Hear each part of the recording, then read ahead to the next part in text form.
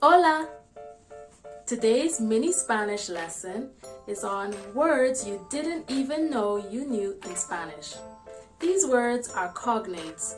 Cognates are words that are similar in two languages and have the same meaning.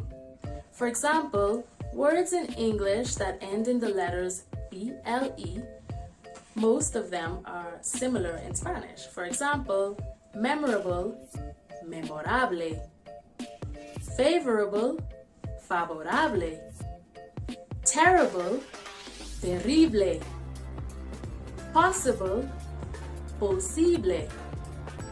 Can you think of any more words that follow this rule?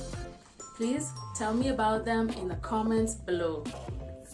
If you like this video and you want to see more mini Spanish lessons, don't forget to like, comment, share, and subscribe.